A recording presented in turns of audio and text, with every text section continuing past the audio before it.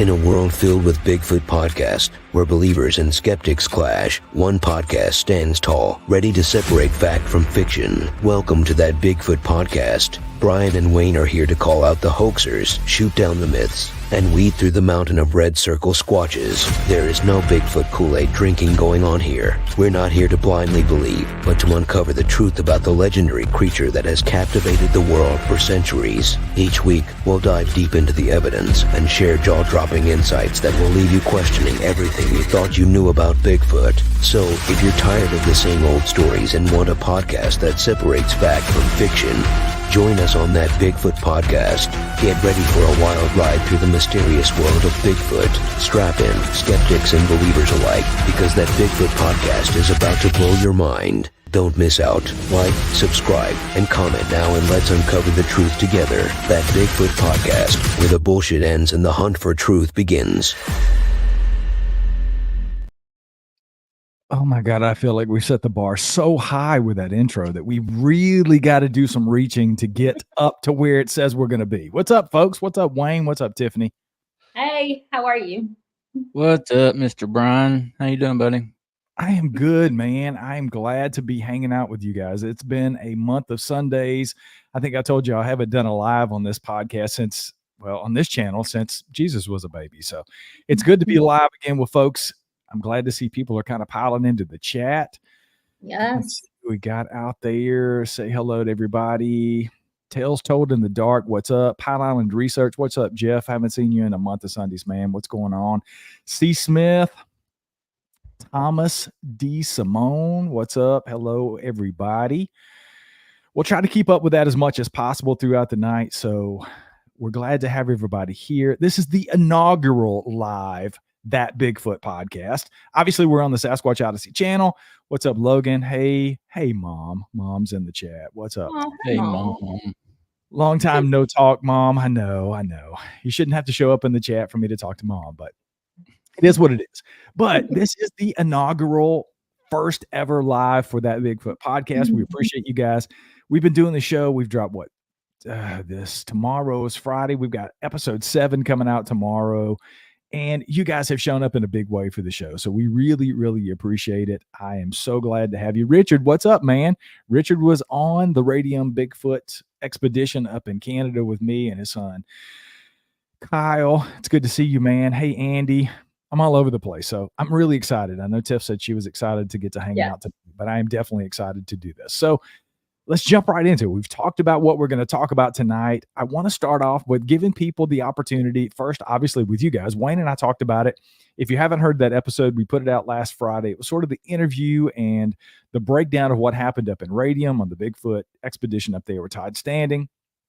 And if you haven't listened to that, obviously, go over to That Bigfoot Podcast, wherever you get your podcast, and listen to that. But I figured we would take some time early on in this show to address some of that, because we haven't gotten those questions from the people maybe in the chat that might want to talk about what went on up there.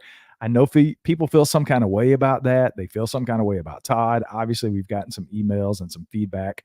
It's not all been great, because I think people expected me to really come back and have a lot of bad things to say about Todd. And I'm just going to be honest about it. I really couldn't do that. I had to be honest about what happened and put it out there the way that I saw it. So I'll turn it over to you guys first. Wayne, Tiffany, I don't know who wants to go first. If you guys have any questions, let's get those out of the way. If you have those in the chat and you want to know anything about the expedition, put those in all caps and we'll get them up and I will get them answered before we get into anything else tonight. So, well, I want to know, because you and I think it was Kyle went back to the camper, and Todd and Ashley had gone their separate ways.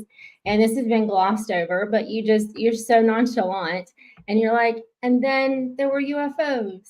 And then, so spill it. What about the UFOs? Talk to me about the UFOs. Well, it wasn't just me and Kyle. It was me and Kyle and Richard, who's in the chat. Richard was there as well. I don't remember if it was me. I think I'm the one who pointed out something weird in the sky that was moving a lot faster than everything else. But one of us, it was either me or Richard, that pointed it out. And the sky was beautiful, right? It was a clear, crystal clear night. and the stars were out. We were just admiring the stars. There's really nothing Bigfoot going on at that point in time in the night. We'd had some wood knocks and things, I think, earlier, but that had kind of subsided, and we were just sitting around shooting the breeze around the fire. And like I said, either me or Richard one saw whatever it was in the sky. And we had seen some planes come over. Like we were, I guess, in the area where you'd fly from Calgary maybe to Alberta or something like that. So we would occasionally see planes come over. It was clearly planes, right? It was clearly commercial aircraft. You got the two lights flashing. They're probably at I don't know, 36,000 feet or so. You could clearly see that. And these things we're estimating here, I think, and maybe even Richard could say something in chat about this to sort of correct me if I'm wrong, but we were probably estimating about 80,000 feet. And there was just one of them in the beginning that I saw and Richard saw, and I don't know who had the idea. One of us went in and we had our binoculars. So we ran in, grabbed our binoculars, came back out, and looked through binoculars at these blue balls of light. And they were obviously, like I said, maybe 1,000 feet up. So it's very difficult to tell any kind of a detail looking through just binoculars, but it was clear that it was something solid and it was moving. I'm talking thousands of miles per hour. And then there was another one. And then there was another one. And then there was another one, all in the same general vicinity of where we were looking in the sky. And at one point, there was a couple of them that even looked like, and of course, they could have been, 100 or 1,000 miles away from each other, but they crossed paths. And it almost looked like they were going to intersect. And again, they're probably traveling 8 to 10,000 miles an hour. That was my estimate, right? Maybe faster, maybe a little slower. But I think at one point, there was probably 8 or 10 of them going on at the same time. And we're all just like, oh, there's another one. Oh, there's another one.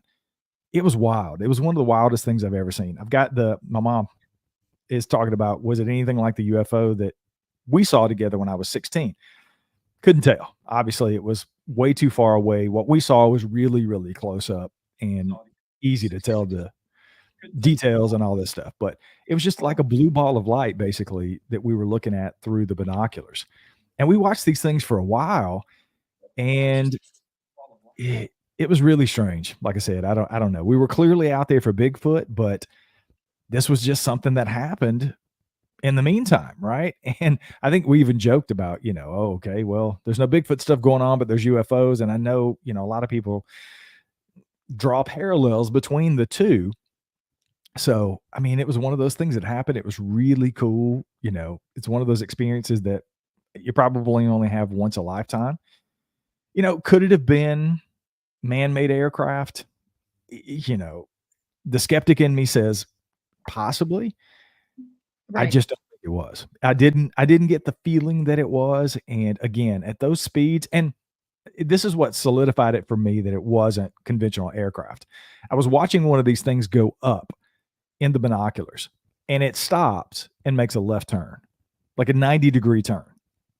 That doesn't happen in regular aviation. I don't care what kind of pilot you are, that just doesn't happen, right? So I don't know. That was kind of the thing for me that solidified the fact that we were looking at not just UFOs, but probably some kind of extraterrestrial craft, because there was that's why I was curious, because there is that correlation between Bigfoot and Sasquatch or UFOs and Sasquatch.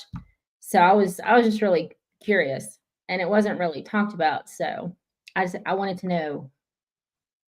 Yeah, we kind of did in the interview. We sort of just glazed over that, I guess, because I didn't think people would really be that interested in it because it's not Bigfoot related, but it was a really interesting experience. That's for sure. What is Richard? Well, I noticed C. Smith up there asked if you got any video or any pictures. I didn't even think to ask you that of the UFO stuff. No, I didn't. And that's, I kind of kicked myself afterwards, but honestly, they were so faint.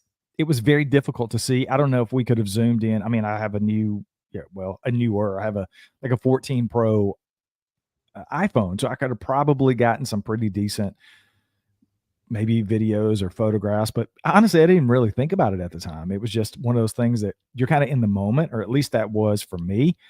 Richard reminded me, it wasn't just that. We were watching these things, right? These craft. And then in addition to that, we had a meteorite come right over us, like from left to right, and exploded into these huge colors, right? It was just this big array of colors. And we probably had 6, maybe 7 shooting stars in the same amount of time, right? Just this, I don't know, maybe 20, 30-minute period that we were out there. It was just a really wild experience and a wild evening. I just Now, Brian, on any of the other nights, did you notice any like shooting stars or meteor activity, or was it all focused on that one night? it was all that particular night, because the first 2 nights, I think leading up to that, we had some cloud cover. So it wasn't a ton of clear skies. Now it was clear for the remainder of the expedition, but I didn't really pay attention after that, honestly, because we had a lot of other activity going on that was more Bigfoot centered. So we were kind of focused on that. And then the other times it was just all of us around, Todd and Ashley were there with us, and we were all just focused on conversation and doing what we were doing around the camp. It's interesting. Logan is in the chat. He's been up there a couple of times. I think he's been up there 3 times now. Do you have any notions on your perspective on Bigfoot? Got tons of those. And also he saw UFOs while he was up there. Todd said he's here for Bigfoot. Yeah, Todd he didn't even want to talk about the UFOs after we saw it. The night after, we were sitting around the campfire and we started talking about UFOs. He's like, yeah, I don't investigate that stuff. I'm a Bigfoot guy, so I don't really get into the UFO stuff. But yeah, I'm kind of the same way, but I think it's very, very, very interesting. So yes, Mother. So it was a good way to start everything off. Yeah, exactly. I know I should have recorded them, but again, it would have probably been so obscure. It would have been very difficult to see. Like I said, these things were 80,000 feet up in the air. So they were tiny, tiny dots of light. So that's basically all you would have seen in any kind of recording. So, yeah. Well, shifting gears a little bit from the UFO stuff, one thing I took away from our interview, I guess episode 6 of that Bigfoot podcast, kind of the feedback from it was you're kind of catching a little bit of crap from people about not being hard on the guy. You spoke a little bit about that, but I mean, is there anything you can add to that? I mean, I think it's bullshit, to be honest. You went up there to gather your own opinions, and that's what you did. I mean, you're not making anything up. I mean, what can you say more about that? I think it boils down to this. I said going into the trip, I've said this about Todd from day one. I believe his videos are fake, and I believe that he's had real experiences with Sasquatch and continues to have them in his research area.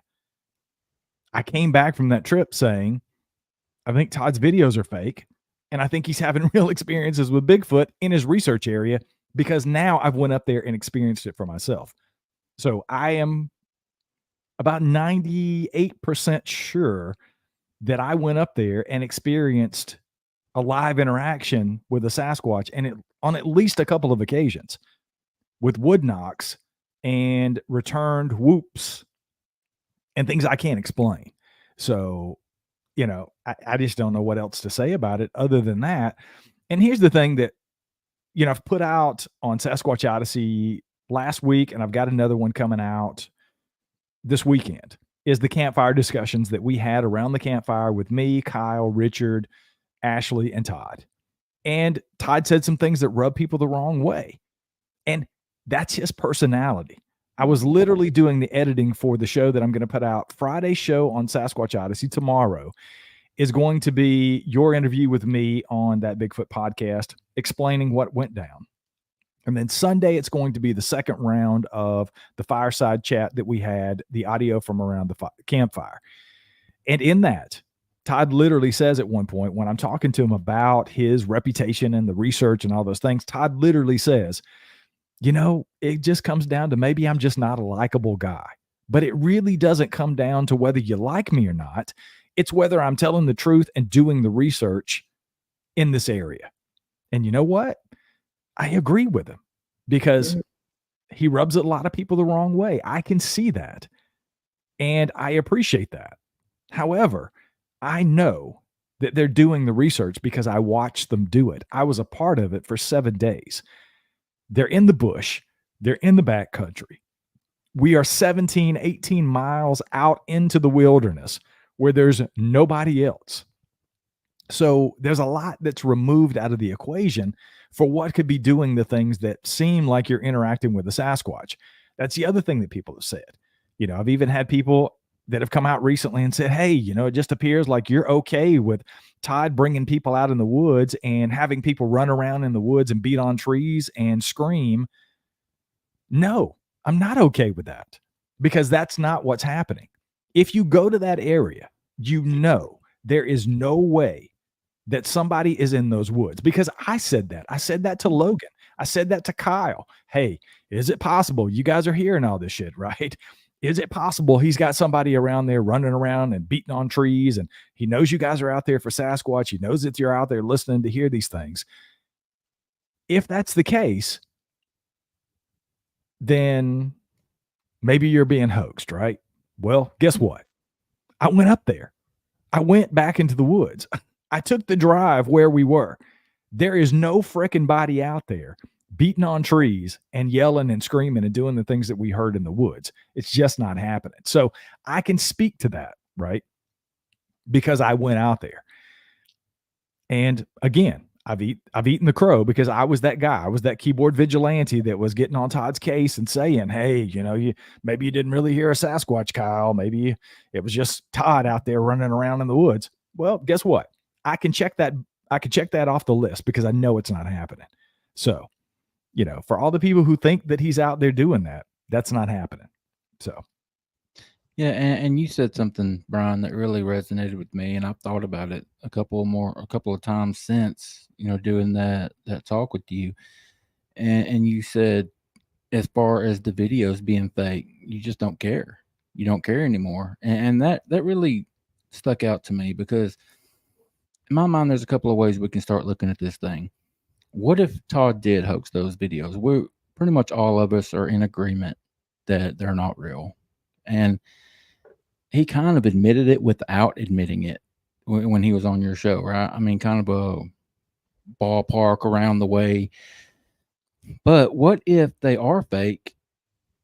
Look at all the awarenesses that has come from it, though. Look at, all the, I don't know. I like the way you said it doesn't matter anymore, because, and I've said it several times, it's unfortunate that he felt like he had to do the videos, because the man puts in the work. He's out there busting his ass. He's in the field all, so much more than most of us. And you got to respect that. But you saying you don't care anymore, that resonated with me. I can see where you're coming from there. And it's not about really, let me clarify that. It's not that I don't care that he hoaxed the videos, because nobody should hoax anything. I don't like anybody hoaxing anything, right? For any reason, no matter whether it's to further the discovery or whatever. But if the cat's out of the bag and he did it, right? 12 freaking years ago. What's happened in those 12 years? Has he continued to do research? Has he continued to take people out and allow them to interact with Sasquatch? I believe probably so, because I had that experience myself. So at some point, in order to move this down the field, we have to start eating ourselves, and the snake has to stop eating its tail. And we have to say, you know what? That doesn't matter. And if it matters that much to you, fine. Don't listen to what he has to say everything, because here's what's happened with Todd, I think. And I was there for a long time. And on some levels, again, like I said, I'm still kind of there with him, because I have a hard time with anybody who hoaxes anything, right? But let's say he hoaxed the videos. If he did it for the right reasons, as he said on my show, if I did that, this is the reasons why I would have done it, right? I can't really get in the boat with you there, because I wouldn't have done that. I wouldn't hoax evidence to do anything, whether it's to further my career or to get some clicks or to push the ball down the field or help these things get discovered, because I really don't think faking anything is going to help do that. But for whatever reasons, maybe he had his reasons. Again, we put people in jail. My grandmother was murdered when I was a child. The man who murdered my grandmother spent 7 years in jail and got out. Okay? Todd's been in prison in Bigfoot for 12 years now, right? For hoaxing these videos. Does the man get parole or does he not? That's kind of the way I look at it. It's really that simple for me. Do I like the fact that the guy who killed my grandmother got 7 years and got out of jail? Not really. I think he probably should have served a little bit longer. But how long does somebody have to serve for a mistake if they're doing things the right way now? And again, I don't pick up everything Todd's putting down with the telepathy and the mind speak and all the things that he gets into with the research. But I tell you what, again, I had the opinion that maybe he was moving in that direction because it was easier to fake that. And I even said that a couple of times on the show. After spending time with him and Ashley and even Kyle and Richard in the woods, he's very serious about it. He is 100% involved and immersed in what he's talking about. So whether I believe in it or not, or whether it's something I would do or not, maybe not. Maybe it's not my cup of tea. But if he's not hurting anybody doing it, and he's getting the research done, and he claims that he has more video of Sasquatch that's coming out in his new documentary. He says it's not as good as the footage that he's had in the past, but it's footage nonetheless. And he's doing things like using drones. We put the thermal drone. He has a thermal IR drone that he paid $10,000 for. We put it up twice while I was there. And we got some pretty amazing pictures. I put out some video. I put out like a 21-minute video, I think, on here on the YouTube channel recently. And he proved that drones are not necessarily the answer for finding Bigfoot, right? We've done entire shows about that. You and I have talked about that plenty of times, Wayne. We've talked to Pat about it over at Squatch Talk. I saw the drone work. It's a $10,000 thermal /IR drone. And we got some great pictures. We picked out some deer that were bedded down and we're able to go and fly right over them and get a close-up picture. So if had it been a Sasquatch, we would have had pretty decent video of a Sasquatch, right? And we would have all seen it. However, it wasn't. It was just a deer. But, you know, I don't think that's the end all be all, but he's trying it, right? He's investing in the craft and trying to do new things. So again, I can't fault the guy for it. Would I do it the same way he's doing it? Probably not, but I'm not him. I don't have that research area. So we found things while I was there that Todd had not seen before. We made discoveries of things that maybe nobody's seen. I don't know that anybody's been back there, honestly. So there's constantly things being found. And in my opinion, in his own way, he's pushing the research down the field in some ways. So there's other people that have talked about, I was trying to read the comments. Strikes me as a dude. I need to draw attention. You know, there's other people that said, you know, he sounds like a cult leader when he's sitting around talking about stuff around the campfire. And I said, you know, he does sound a little David Koresh-like, right? He's a passionate dude. He gets into Bigfoot. He is 100% immersed in this 24/7. It's his full-time job. That's what he does. So, you know, but here's the thing about the leading people. This is the other thing I wanted to kind of address here. And I watched him do this with Richard. Richard's coming on the show in the future, and we're going to interview him because he had a sighting while we were there. He walked out at 3:00 in the morning to take a whiz, and there was a Sasquatch 25 feet away from him, 25 feet away. I watched Todd talk to Richard the following day, and this is what Todd does. He says, "What did you see?" "Okay, you saw that. Could it have been a bear?" Probably not. "Was it a raccoon?" "No." "Was it a coyote? Was it a mountain lion? Was it a person?" So you go down the Occam's razor list of, we go with the most common things that it could be, right? The most logical thing that it could be. If it's not that, then you're left with one thing, the possibility that you had an encounter with the Sasquatch. That's what he does. I watched him do it in real time. He didn't push Richard. He didn't push Richard to say it was definitely a Sasquatch. There were even times during the expedition that we were hearing wood knocks. They sounded like wood knocks to me. They were distinct, crisp, sounded like something picked up a big ass rock and smacked it against a tree. Almost every time. Ashley and I were arguing with Todd because Todd said, "It's a damn popping tree out there that's rubbing up against another tree. I'm going to go get this chainsaw and I'm going to cut it down tomorrow because it's making this noise." I'm like, dude, you are out of your mind. That is not a freaking popping tree. That is something hitting a rock or a stick against a tree. I've heard enough tree knocks now to know what they sound like. And that is definitely a tree knock. And he's like, we're going to keep that. We're going to file that in the undetermined. So it's not even everything about Sasquatch with him. So I don't know. It sounds like I'm toting water for him, but I'm really not. I'm just explaining what happened in my experience, right? And when the guy invites me into his house, and I've talked a lot of shit about this dude, like I have been hardcore hoaxing, talking a whole bunch of shit about him for years. And this dude he shakes my hand and he opens up his house and invites me in. What do you say about that? I think it says a lot about his character. I put out a video, I think yesterday, of him explaining he and Ashley had an experience while they were out there at a tree structure. And I've got another video where you guys will actually get to see this amazing tree structure where they had this daylight sighting of two Sasquatch. And Todd's talking about it in the video. And towards the end of the video, Todd looks at me and says, I forgive you, dude. I forgive you because that's what we should do. In order to move forward, we have to get to a point where we can forgive each other of our sins and take each other where we are now, meet each other wherever we're at, and then move forward. So I'm trying to do that. That's kind of what's happened with me after the trip, as I'm trying to sort of wipe the slate clean and then move forward with the research. And I want to go up there again next year. I really do want to have an experience, because I think driving in there, if you see that place, if Sasquatch exist on this earth, I guarantee you that's where they would be. That's where I would be if I were a Sasquatch. I can tell you that. So I want to go back up there. I want to have that experience, and I want to have that sighting, because I believe if I spend enough time up there, I could do that. And that's another thing. I think Todd was out there for 120 days last year. He had 4 times where he saw a Sasquatch in 120 days.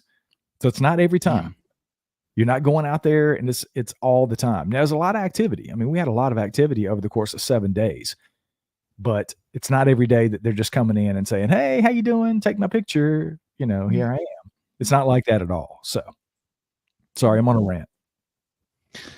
No, if you go next year, you're not going without me.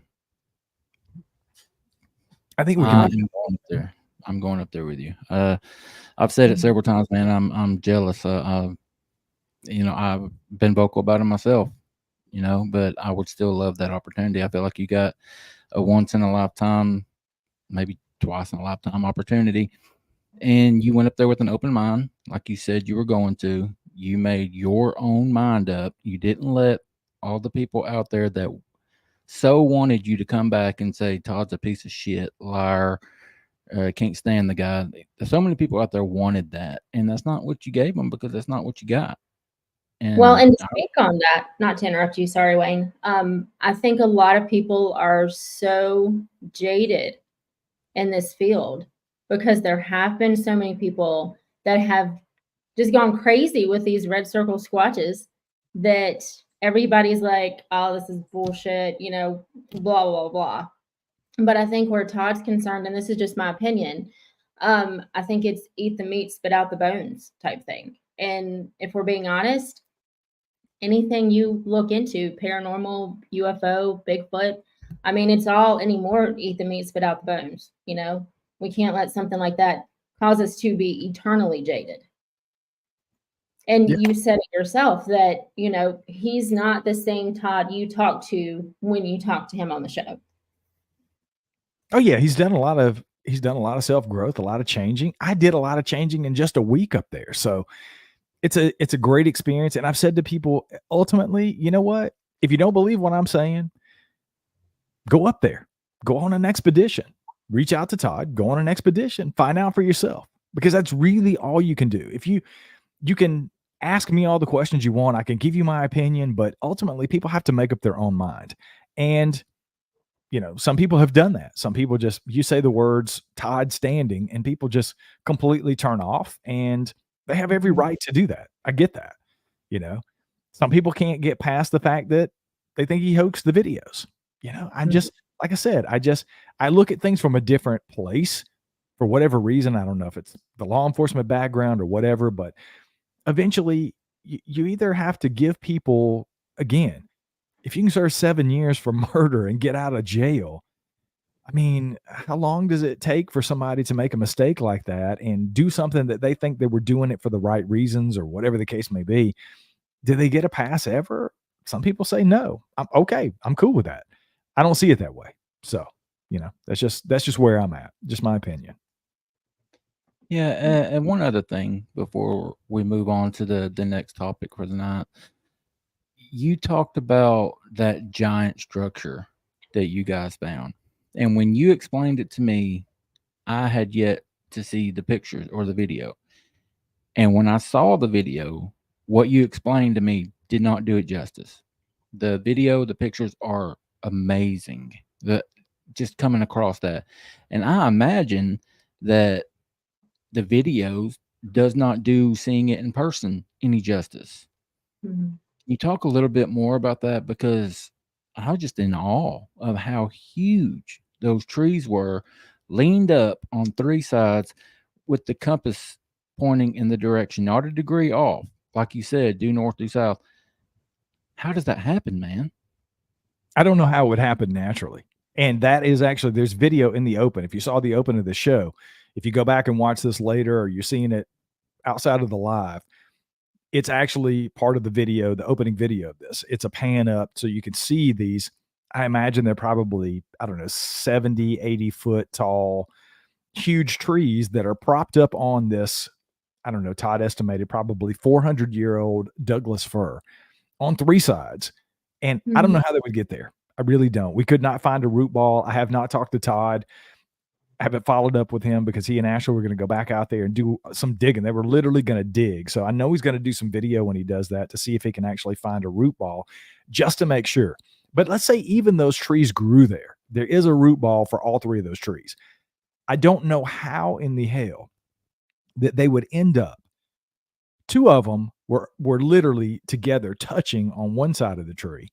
And if you go around to the other side of the tree, there's a third one, and it lines up perfectly. I bet you they're all within 4 inches, 6 inches at most apart from where they landed at this point on the tree. And again, the complete due north and due south. It was mind blowing to me. And to see it in real life in person, just to walk up on it like we did and see everybody's face that was there, it was definitely one of the highlights for me of the expedition, honestly, because I don't have an explanation for it.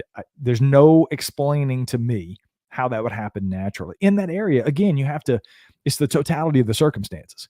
We're 17 miles plus back into the middle of nowhere.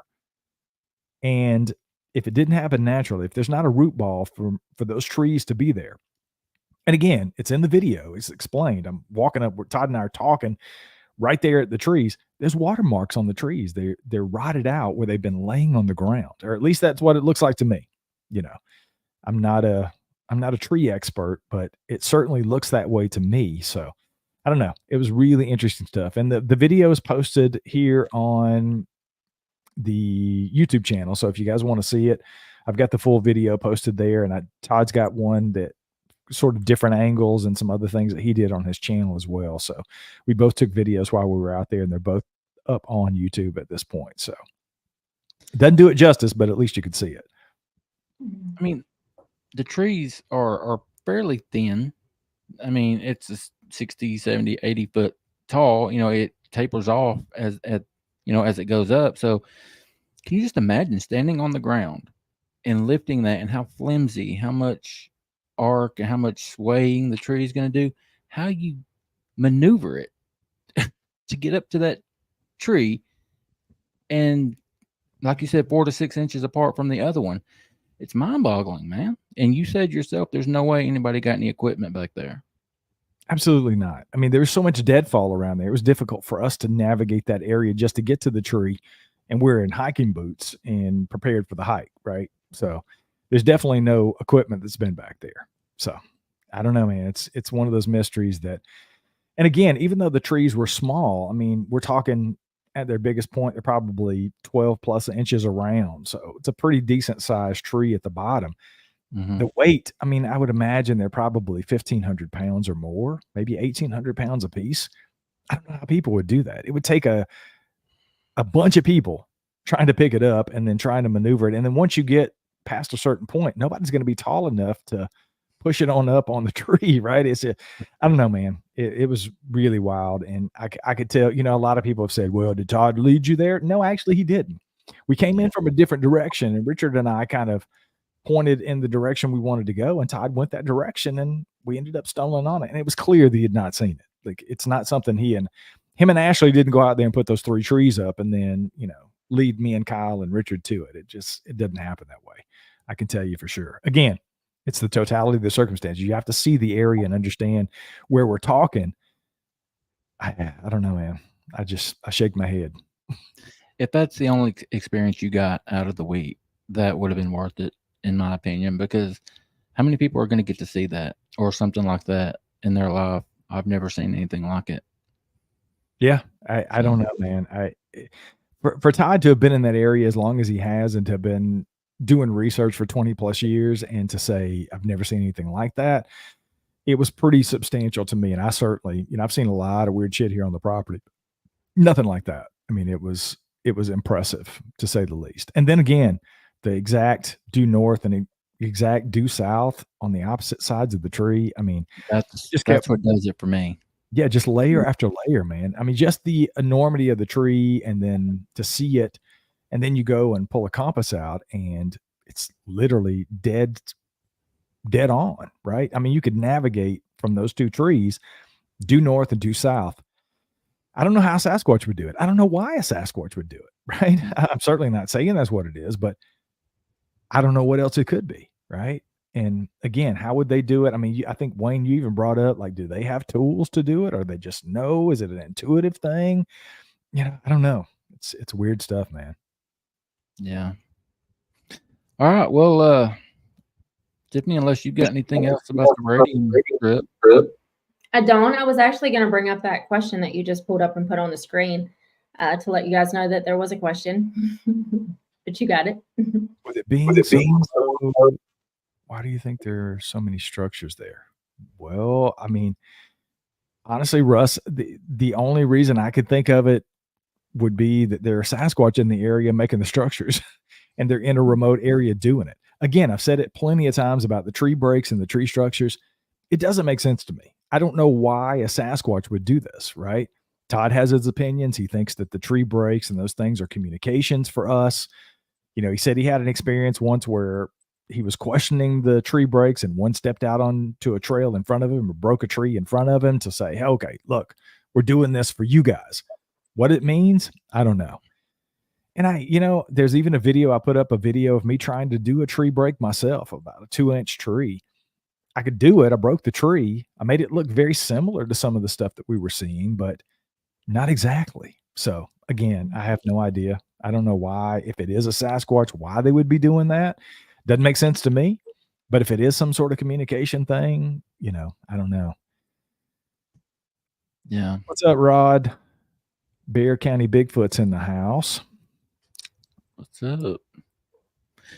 All right, man. What's up with these damn kangaroos? Well, yeah. What had happened was, no, I think the first I know the first person to bring it to my attention was the guys over at the Kentucky X-Files. I think it was Denny from Kentucky X-Files. When he was on my show, or I was on there, I don't know, we were doing a show together. And Denny brought up the wild kangaroos that are living in America and how they could possibly be related to the Dogman phenomena, because I've made no qualms about it. I have a really hard time with the Dogman thing. I've had people on the show on Sasquatch Odyssey who have talked to me about Dogman encounters. I think it's been 3 people out of, I think we're on episode 379 or so of the show, which is a lot of encounter stories, but only 3 of them have been with what people believe to be Dogman. And I've said from the beginning, right? I'm skeptical about everything, including Bigfoot. But Dogman is just really beyond the pale for me, because I don't know how that fits into the natural world. How does a half man, half dog work, right? Outside of the proverbial werewolves, right? The American Werewolf in London kind of thing, where something's turning into an animal from human form.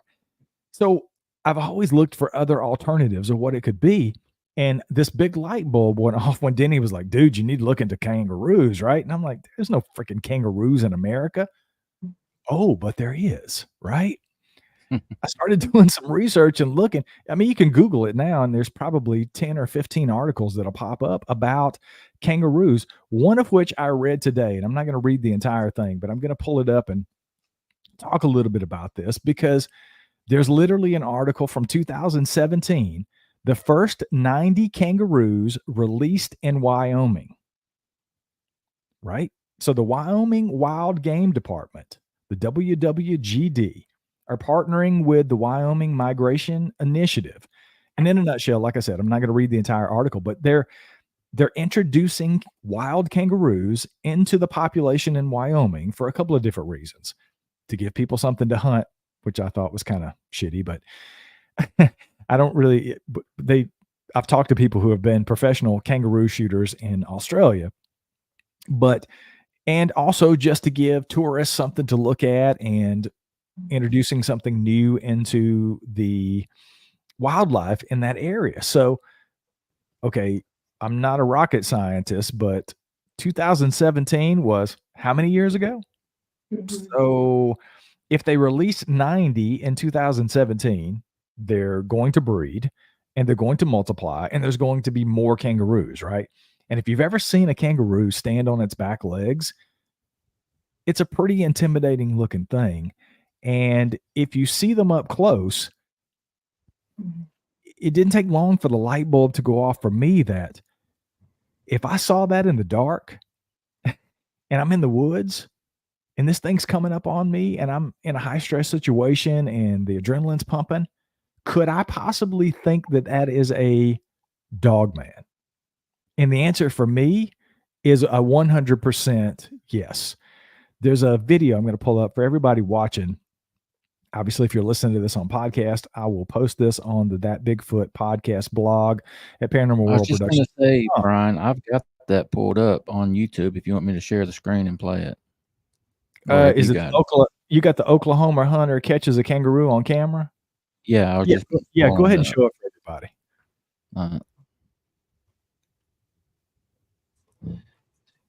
Just a second.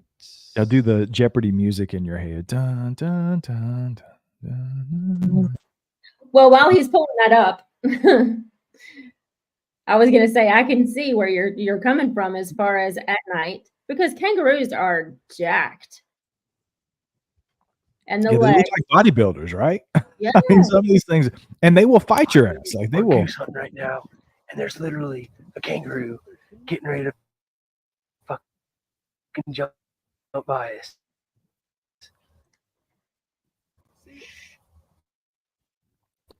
Oh my god, this is insane! What crap? Oh my god! Here it comes! There it is! There it is! The fucking kangaroo video. Yeah, there you go. So we know there's at least one kangaroo in Oklahoma. 9 years ago, that video was posted 9 years ago on YouTube. So, yeah, I mean, if so, I brought this up because it's something I've wanted to talk about for a while. And again, we've talked about it, we've breezed over it in other shows on Sasquatch Odyssey and some of the lives we've done with the Kentucky X-Files guys.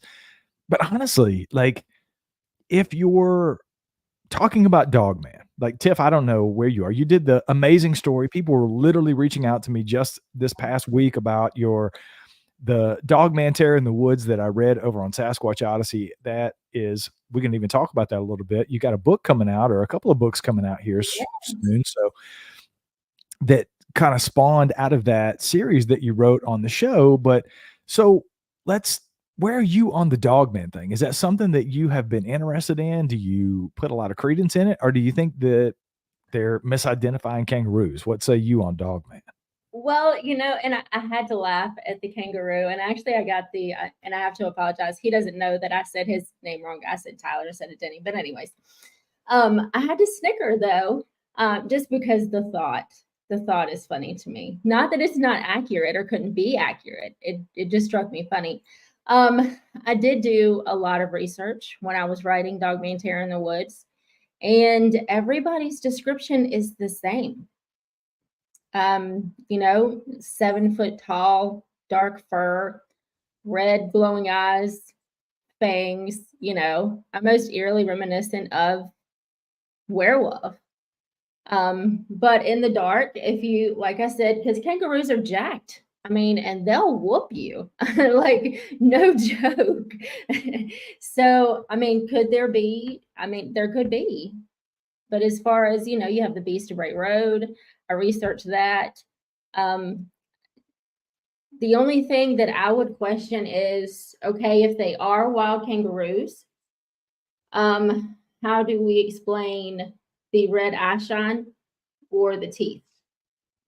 And they say everybody I have seen that describes the Dogman's hands when they're seen is like raccoons.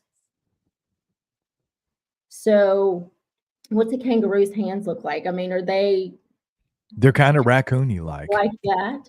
Yeah. So it could absolutely be. And like you said, there was 90 dropped off. They're gonna breed, so they're gonna spread like wildfire. So it's plausible, 100%. Yeah, and that's the other thing. There's Montana was the state. Wyoming. That was from Wyoming, but there's been other kangaroos in other areas that I've read in the past. There's other articles in other states that are closer to the East Coast, even, that there's been wild packs of kangaroos. So if they're out there in the wilderness, I think it's definitely possible that there's some misidentification. And I know the people that I've had on the show, I don't mean any disrespect to. I certainly don't. I'm not questioning their encounters that they saw something. But here's the problem that I've had with the Dogman stuff, right? It's very similar to some of the stuff that we get into with Bigfoot habituation and some of the other things we've talked about on this show. Is you say, okay, you saw a Dogman. Oh yeah, I see them all the time. I take pictures of them all the time. They're in the backyard. They send you 25 pictures. It's pareidolia.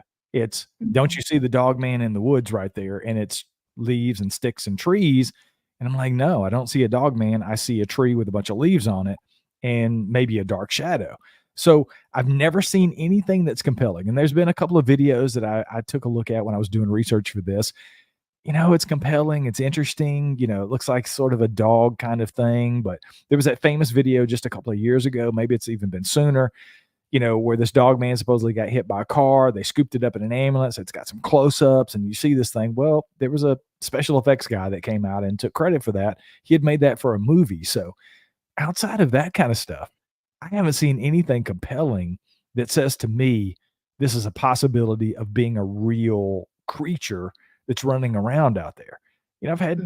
I've heard stories about police officers shooting what they thought was a Dogman and it having no effect. The bullets bounced off and it's just this extraterrestrial kind of, paranormal kind of thing. And that's kind of where I've always filed it away from. If people are seeing a Dogman, it's got to be something paranormal, at least to me. It seems like it's less of a flesh and blood thing and more of a paranormal thing. I don't know. What do you think, Wayne?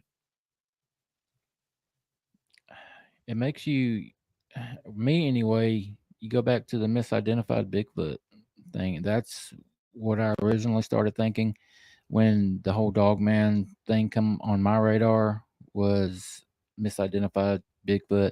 Like you said, I've yet to really see any compelling pictures or videos. On my show Paranormal Odyssey, we've done a couple of shows, had Jody Cook on and shared some pictures, some videos, and there's a couple of supposed Dogmen digging a grave. That's compelling because you can tell there's something digging in a graveyard, but again, it's so far away, you can't tell what's digging in the graveyard. And how you can claim it's a Dogman, I don't know. But yeah, I've yet to see anything compelling to definitely say a creature like Dogman. Mm-hmm. Yeah, so I think it could go either way, honestly. Yeah. The Occam's razor part of me says, if there's something that looks like a kangaroo in the wilderness in America that people aren't accustomed to, I've never seen a freaking kangaroo outside of being in a zoo, right? So if I ran up on a kangaroo here on my property, I can tell you right now, I'm going the other freaking way. And I might come back and say, hey, I finally saw that Dogman, because, here's the thing about the red eyes, right? It goes back to Wayne and I were talking about this well, it'll be on the show tomorrow on That Bigfoot Podcast that we talked a little bit about in the beginning. I had an interview with a guy over on Sasquatch Odyssey who was talking about seeing a white Sasquatch in North Carolina. And one of the things that he saw before he had that encounter was glowing red eyes, like self-illuminating glowing eyes. You hear that in a lot of Bigfoot encounters. And I still don't know where to put that with Bigfoot, right? Are they misidentifying something else?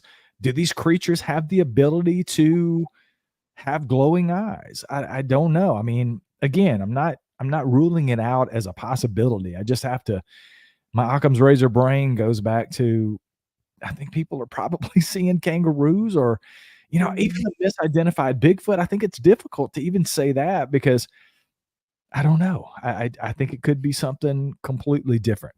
I know we got a hard out at 9:00 for everybody. So we're about 8:51. I want to get in some of the questions that are coming through.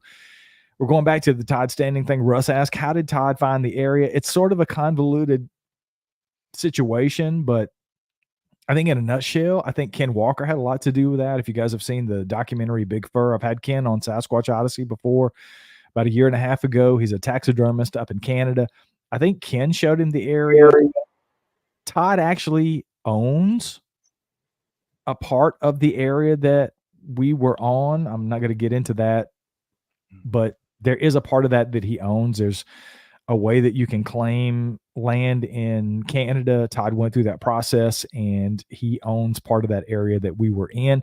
It is surrounded by a lot of national forest. There's a mining area that's very near that area. And there's also some logging that goes on in that area as well. We had to take a logging road. That's what we took off the main road and went back about 17 miles back into the woods to get to base camp.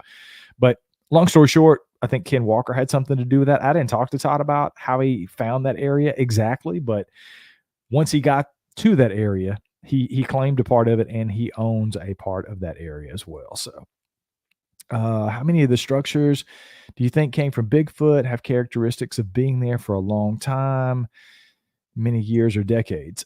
I'm not sure I understand the question so much, but I can tell you some of the structures and some of the tree breaks and some of the things that have been around the area in Radium. Some of them have been there 5+ years, right? You kind of look at the trees. Kyle kind of went through that with me, and Todd went through a lot of that about how to tell the age of a break once a tree is, because once you break the tree like that, it's dead, right? So you can take a look at the vegetation on whether it's a fir or whatever kind of tree it is and kind of give an idea of how old it is as far as how many years it's been like that. I guess most of the ones that we were looking at, there were some very fresh ones. And then there were some that were probably 5 to 6, maybe 7 years old in some cases. Same thing with the footprints up there. There are tons and tons of what looks like footprints. Richard can get into this when Richard comes on the show, but we found footprints or what looked like foot impressions in the area where he saw what he saw and believes to be a Sasquatch when he went out at like 3 a.m, right outside of base camp.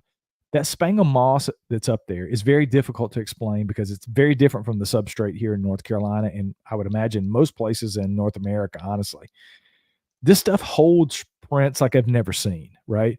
Once it's broken down and you get down into the substrate, it's there for years. I mean, there are prints out there that they've known of for 5-6 years. I think there's a 17.5-inch, maybe 18-inch print that they took us to and showed us that's been there for years, maybe 4, 5, 6 years. So some of that stuff has been around for quite a bit. What's Jake saying about Dogman? What's up, Jake, man?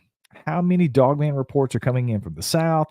I've had one come in over the last 3 months. They slow down for sure, but it depends on who's willing to report. That's a good question, dude. And I don't get them. I just really don't. Like I said, I think it was Ann on very early on Sasquatch Odyssey. She reached out to me and I think most of her stuff was out west. I know the last couple of times that she had experiences, it was out in Texas. She was a paramedic out there and she actually said she hit one of them crossing the road with her truck. So, I don't know.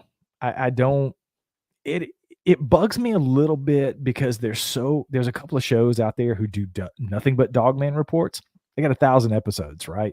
There's 1,000 documented encounters with Dogman. And I don't know. I don't get it.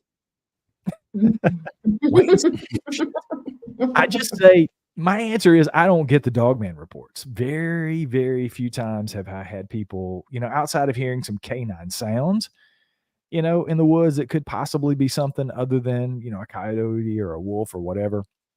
I just don't get the report. So to answer your question, Jake, I don't know how many are in the South, man. I don't really know how many credible reports are out there, period, because I don't know if there's not a Bigfoot mapping, there's not a Dogman mapping project that we have like the Bigfoot mapping project. I don't think there's a DFRO instead of a BFRO. So I don't know who's collecting those reports, to be honest, outside of, some of the shows that air the encounter stories. I don't know.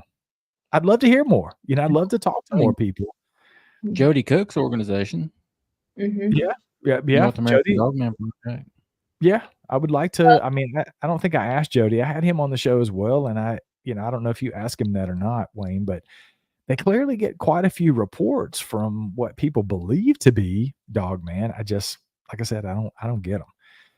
Yes, absolutely, Russ. I think I answered that earlier, but I would actually like to go back to Radium. I would hope to go back maybe next year at some point in time. I'd like to be up there, if Kyle, and I had a really good time with Kyle and Richard. I had a really good time with Todd and Ashley. I felt like I made lifelong friends that weekend.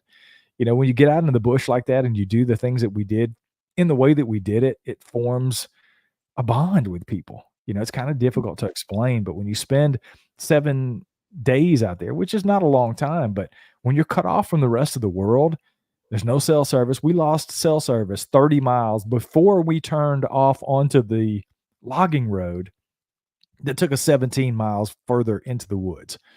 It's the most remote I've ever been. And I can tell you hands down, Kyle was an amazing guide.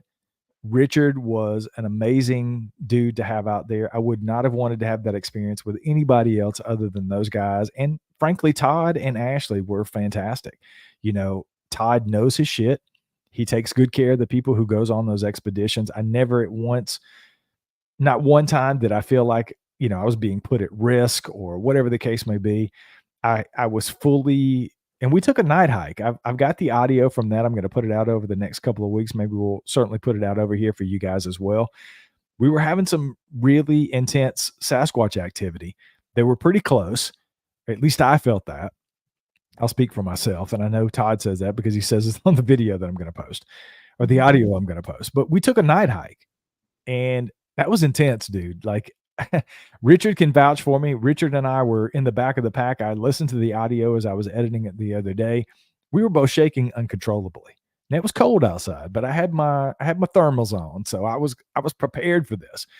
It wasn't cold I was experiencing. I really had the feeling that we were very close to something that maybe we weren't supposed to be so close to. And we're sitting around the campfire, and Todd says, "There's a Sasquatch out there. I think we should do a night hike. Who's going with me?" And I was like, this guy. I'm going. So we all went, and it was a pretty intense experience. Like I said, I'll post the audio once I get it all edited, and I will definitely put that out for you guys to experience because it was a very intense. It was one of the most intense experiences I've ever had. Because I'm going to tell you something. When you're 17 miles deep in the woods, there's no light pollution. It is dark as shit. We did not use flashlights. We did not use headlamps. We didn't use cell phone lights. There was none of that. It was just us walking along, dark as hell, and a Sasquatch beating on a tree, probably 80, 100 yards away from us. That's a pretty intense place to be. And I wouldn't have traded it for anything. It was definitely a wonderful experience. And all I can do is post the audio for you guys, and hopefully it'll translate in the audio. But it was a good time, man. I had a really good time. I would definitely go back. Hopefully, outside of Kyle and Richard, I wouldn't mind having that experience with you, Wayne. So if we get the opportunity to go back next year, I think I would love to go up and experience it again. And maybe we'll see a Sasquatch, man. I don't know. Yeah, this just in, Brian and Wayne will be at Radium next year. Everybody here first. Have you had a chance to step back and be skeptical about your experience in Radium? I've been to the site 4 times with Todd. I've had my reservations and have had many unexplainable experiences. I tell you, in a nutshell, Matthew, I am always going to be skeptical when it comes to anything Bigfoot, whether it involves Todd or anything else. I'm always going to be I'm gonna always be skeptical about it. So yeah, I've had a chance to sit back, and I'm skeptical about a lot of things. I'm very skeptical about the mind speak. I think we should address that on this show, Wayne. I think you and I should get into telepathy. I think we should talk a little bit about mind speak, where we are on that, because that's something that's really, it's out there in the zeitgeist. People are experiencing something, right? So I think it's worth looking at. Absolutely. I've not experienced it myself, so I can't really speak to it, but yeah, I'm always going to be skeptical when it comes to that. So it is what it is. It is 9:01. We are past the part of demarcation. I don't have a cool ass outro like I do on Sasquatch Odyssey, so I'm going to give everybody the last chance to say their last piece. And I've had a blast hanging out with you, Tiff. We don't Yes. do this often, and Wayne, it's cool to do a live with you, man. I appreciate it. Mama, you are always welcome, babe. We can go, if you want to go to Radium, we can go rough it for 7 days. If anybody can do it, Mama can.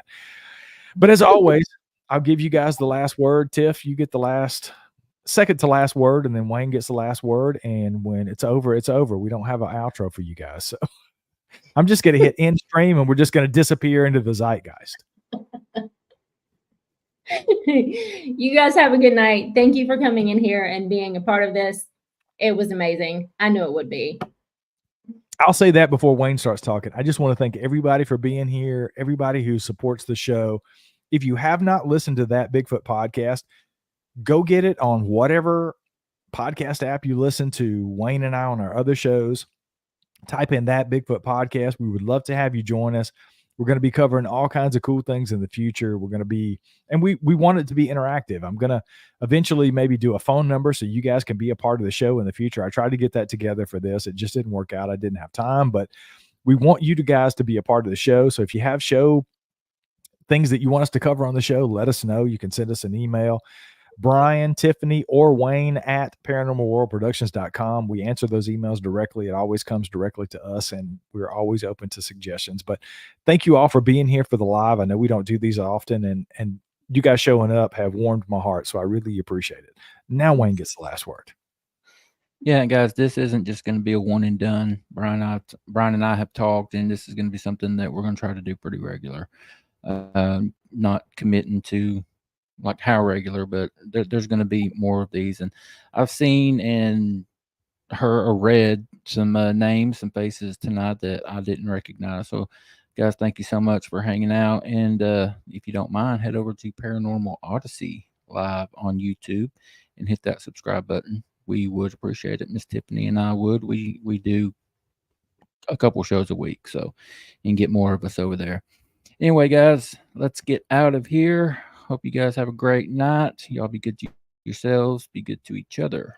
We'll see you next time. Peace out.